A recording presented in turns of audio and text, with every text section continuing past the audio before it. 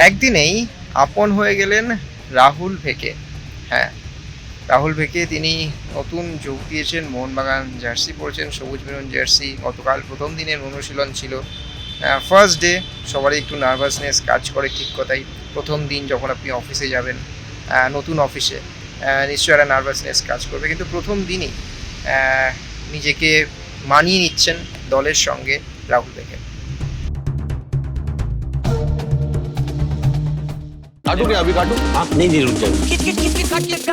Game कोई भी हो, पकड़ मजबूत होनी चाहिए। सीमेंट से पकड़ बनाए मजबूत। SRMB 550D TMT bar।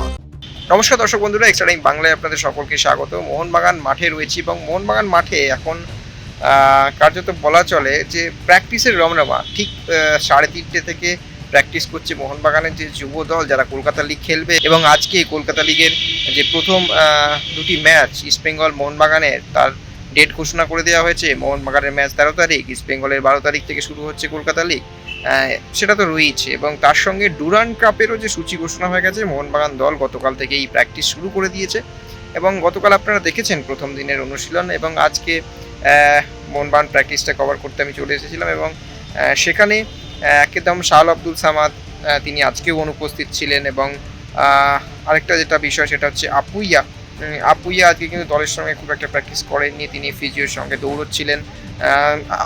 Fit হতে সময় লাগবে, দ্রুত তিনি ফিট হয়ে যাবেন, ফিট হতে সময় লাগবে। খেলোয়াড়টা সবে একটা অফ সিজন কাটিয়ে এসছেন, ফলে আজকে মূলত এই ফিজিক্যাল ট্রেনিংটাই মূলত হলো।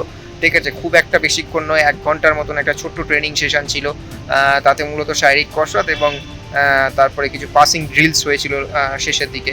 তো এই ছিল মোটামুটি অনুশীলন। এবং যেটা আপনাদেরকে দিয়ে শুরুতে বললাম যে কি ছিল আজকের অনুশীলনে, দেখুন আজকে অবশ্যই আমাদের ক্যামেরার ফোকাস অবশ্যই ছিল রাহুল ভেকের দিকে। যে রাহুল ভেকে বেঙ্গালুরু এফসি থেকে মোহনবাগানে সই করেছেন, মোহনবাগানে জয়েন করেছেন। এবং অবশ্যই প্রথম দিন তাকে শুভাশিস বোস, মেহতাবরা, তাদের সঙ্গে আরও যাতে মানিয়ে নিতে পারে। এবং এই যে ডিফেন্সের লাইনে অনেকটা অভিজ্ঞ মোহনবাগানে এবারে ডিফেন্স লাইন আপ থাকবে, যেখানে শুভাশিস বোস, মেহতাব থাকবে, আলবার্টো থাকবে, রাহুল বেকের মতন ফুটবলাররা থাকবে। সেখানে শুভাশিস, মেহতাবরা রাহুল বেকাকে আপন করে নিচ্ছেন তাদের দলে। এবং বেশ খানিকটা সময় ট্রেনিং সেশনে পাসিং ড্রিলসগুলোর ক্ষেত্রে বলুন, রাহুল বেকে কিন্তু অবশ্যই শুভাশিসের সঙ্গে একদম যে ঘনিষ্ঠ বন্ধুত্ব সেটা তৈরি করে নিচ্ছেন। যে খেলতে গেলে যে একটা অবশ্যই দুজনের মধ্যে যে একটা বোঝাপড়া থাকতে হয়, সেটাই কিন্তু করছেন রাহুল বেকে।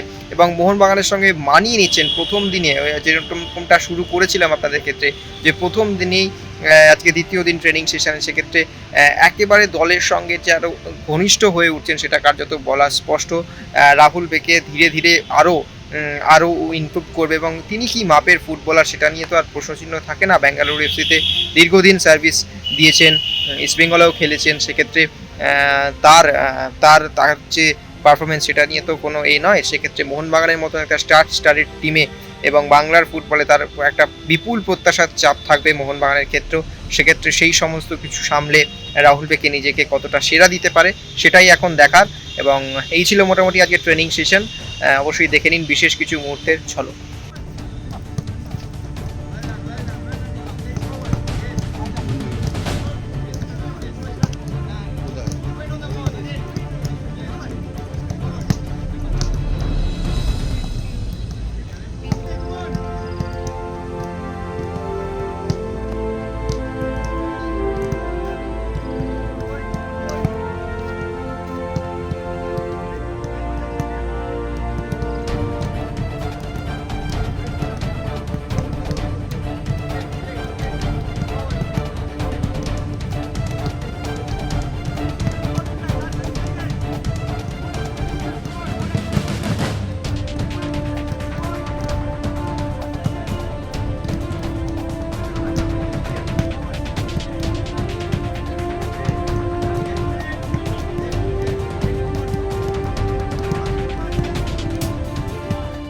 extra time.